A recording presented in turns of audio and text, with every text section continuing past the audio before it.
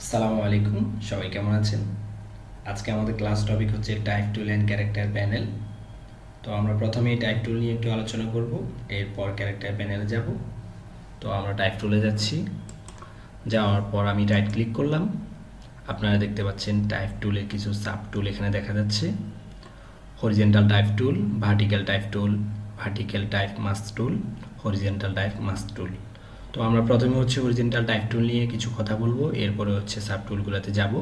তো horizontal type টুলে এসে আমি আর্টবোর্ডে একটি ক্লিক করলাম। করার পরে আমরা দেখতে পাচ্ছি ডেমো একটি টেক্সট এখানে পেস্ট হয়ে গেছে। এর পাশাপাশি দেখতে পাচ্ছি হচ্ছে লেয়ার প্যালেটে একটি অটো টেক্সট লেয়ার ক্রিয়েট হয়ে গেছে। তো আমরা তাহলে বুঝতে পারলাম আমাদের টেক্সটের জন্য আমাদের কোনো নিউ লেয়ার নিতে হবে না, সেটি অটো ক্রিয়েট হয়ে যাবে। তো আমরা সর্বপ্রথম আপনাদেরকে যেটা দেখাবো, এই টেক্সটটাকে আপনি চাইলেই মুভ টুল দিয়ে বিভিন্ন জায়গায় মুভ করতে পারেন। এরপরে হচ্ছে এই টেক্সট টুলের কালার অ্যান্ড স্টাইল, সাইজ সব কিছু পরিবর্তন করতে পারেন। তো সব কিছু পরিবর্তন করার জন্য আপনাকে সর্বপ্রথম টেক্সটটাকে সিলেক্ট করতে হবে। সিলেক্ট করে দেন টেক্সটের নেম, এই যে ফন্টটি আছে সেই ফন্টটির নেমটাকে আপনারা পরিবর্তন করতে পারবেন বা বিভিন্ন ফন্ট ইউজ করতে পারবেন। টেক্সটটি সিলেক্ট করার পর এরোতে ক্লিক করে আপনি চাইলেই আপনার পছন্দ মতো একটি ফন্ট সিলেক্ট করে দিতে পারেন। এরপর এর পাশে আমরা যেটা দেখতে পাচ্ছি এটি হচ্ছে ফন্ট স্টাইল। আপনার ফন্টটি যেভাবে আপনি দেখতে পাচ্ছেন সেটার স্টাইল চেঞ্জ হবে। আপনি পুরোটাকে সিলেক্ট করার পর এই অ্যারোতে একটা ক্লিক করে এই ফন্টটিকে আপনি বোল্ড, ইটালিক যে কোনো একটি আপনি সিলেক্ট করে দিতে পারবেন। আমরা দেখতে পাচ্ছি এই ফন্টটি একটু পরিবর্তন হয়েছে, ফন্টের স্টাইল। এরপরে আমরা যেটা দেখতে পাচ্ছি এটি হচ্ছে ফন্টের সাইজ। তো আমরা চাইলে এই ফন্টটি যে সাইজে আছে সেটিকে পরিবর্তন করতে পারবো। এখানে যাই আছে আমি হচ্ছে 100 করে দিলাম। আপনারা দেখতে পাচ্ছেন ফন্টটি একটু ছোট হয়ে গেল।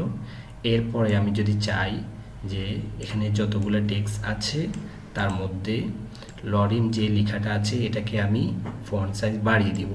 তো আপনারা চাইলে শুধু ওই অংশটুকুকে সিলেক্ট করে আমি হচ্ছে 20 পিটি দিয়ে দিলাম। আপনারা দেখতে পাচ্ছেন লরিম লেখাটা অনেক বড় হয়ে গেল, এরপরে স্যাম লেখাটা ছোট রয়ে গেল।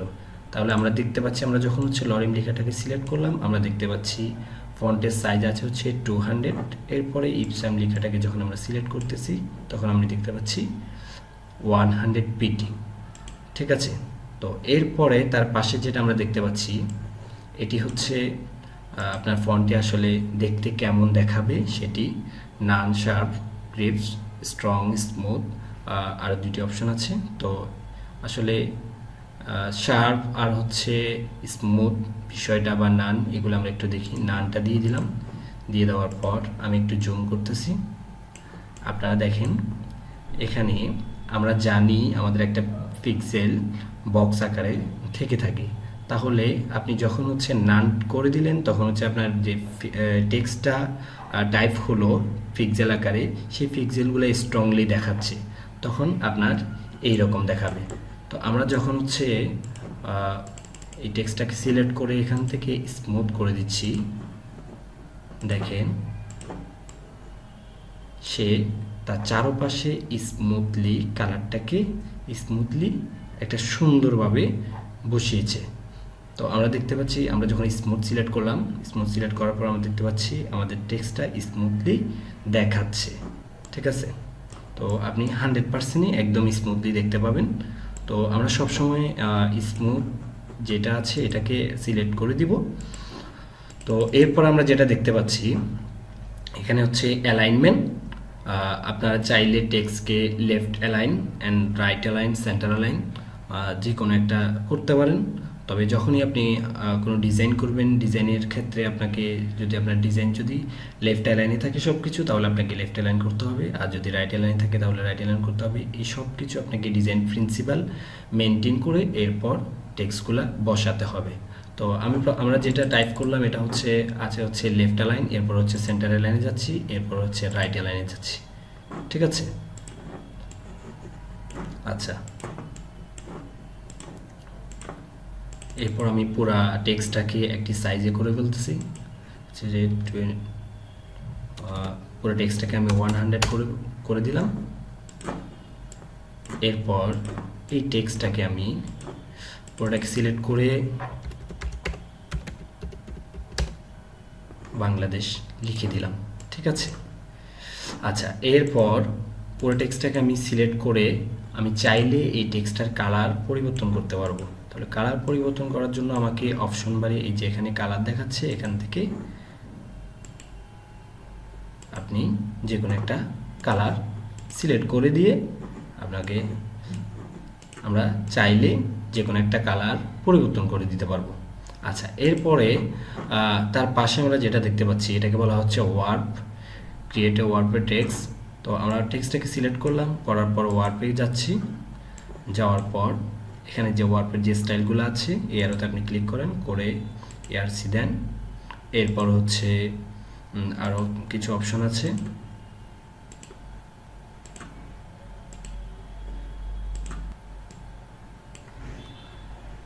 তো আমি হচ্ছে প্রথম অপশনটি আপনাদেরকে দেখাচ্ছি।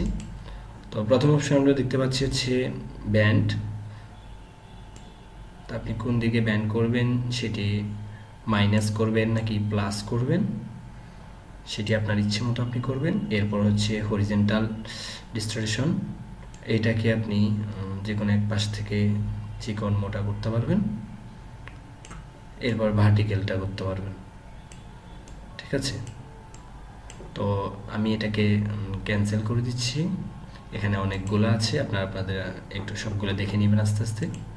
এরপর আমি এটাকে ক্যান্সেল করে দিলাম।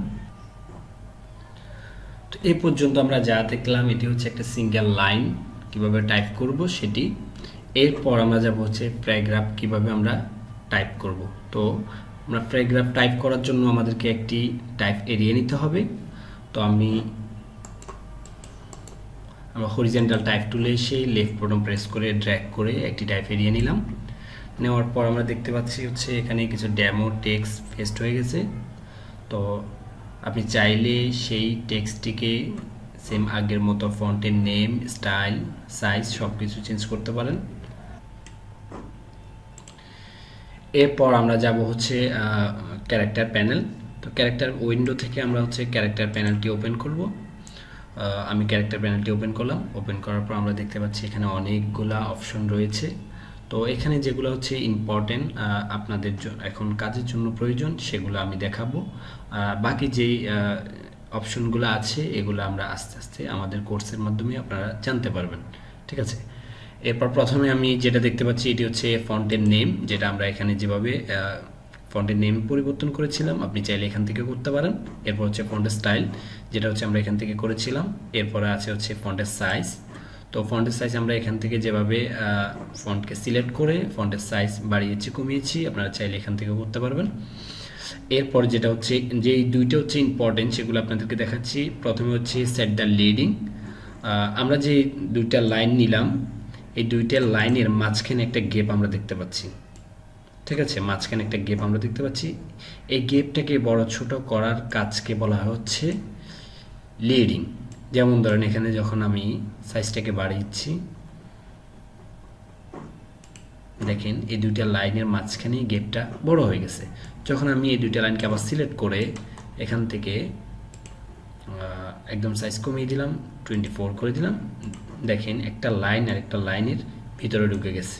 ঠিক আছে, তো আমরা তাহলে কিভাবে এটা ইউজ করব, আমরা আপাতত আমরা করব হচ্ছে অটো। আমরা এরপর হচ্ছে আমরা ডিজাইন, আসলে ডিজাইনটা কিভাবে করতেছি, ডিজাইনে কোন লাইনটা কোথায় কিভাবে দেওয়া উচিত সেগুলো বিবেচনা করে আমরা লিডিং ট্রেকিং বাড়াবো কমাবো। এরপর আমরা দেখতে পাচ্ছি হচ্ছে ট্রেকিং। এটা হচ্ছে যে দুইটা লেটার বা দুইটা ওয়ার্ডের মাঝখানে যে স্পেসটি আছে এটি বাড়াই কমায়। তো আমি হচ্ছে এই লরিম লেখাটাকে সিলেক্ট করলাম, করার পরে এখান থেকে ট্রেকিংটা বাড়িয়ে দিচ্ছি। আপনারা দেখতে পাচ্ছেন লরিম লেখাটা প্রত্যেকটা লেটারের মাঝখানে গ্যাপটি বেড়ে গেল। এরপর আপনি যদি চান যে সবগুলা করবেন তাহলে সবগুলাকে সিলেক্ট করে এখান থেকে ধরুন হচ্ছে আমি 50 দিয়ে দিলাম।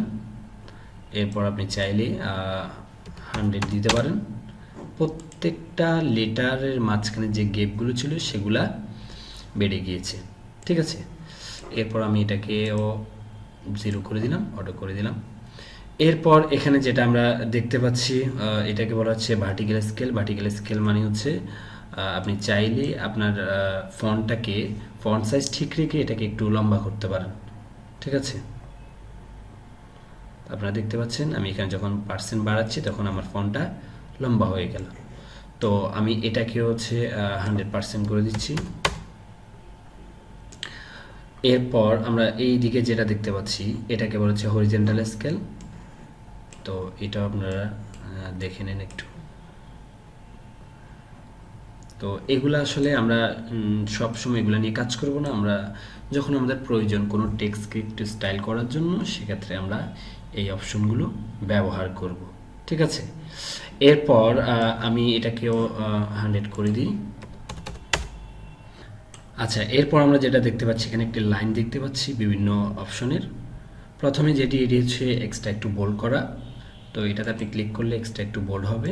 আপনার আগে যে বোল্ড টেক্সটটি ছিল সেটি আগের তুলনায় একটু মোটা হয়ে যাবে। এরপর যেটা আছে এখানে একটা বিষয় হচ্ছে আপনি যদি এটা একবার ইউজ করেন, এটাতে আপনি ক্লিক করলেই এটা এই অবস্থায় আপনার টেক্সটটা এই অবস্থা থাকবে। এরপর আবার এটাকে কী করতে হবে, ওই জায়গায় আবার ক্লিক করে ওই অপশনটি নান করতে হবে, ঠিক আছে। তো এইরকম এখানে এই লাইনটাতে যতগুলো আছে সবগুলো ইটালিক, তারপর হচ্ছে অল ক্যাপস, তারপরে এখানে আরোগুলো আছে, আপনারা চাইলে একটা একটা করে দেখতে পারেন, ঠিক আছে। তারপরে যে অপশনটি আপনারা সিলেক্ট করেন না কেন, এটা পরে আবার ক্লিক করে সেটিকে নান করে দিতে হবে। যেমন ধরেন আমি এটা পুরোটাকে সিলেক্ট করলাম, করার পরে অল ক্যাপস দিলাম। অল ক্যাপস দেওয়ার পর আমার সবগুলো টেক্সট অল ক্যাপস হয়ে আছে। এরপর আবার এটাকে ওঠানোর জন্য পুরোটাকে সিলেক্ট করে আবার সেই অপশনে একটি ক্লিক করতে হবে, তাহলে পূর্বের অবস্থানে ফিরে আসবে।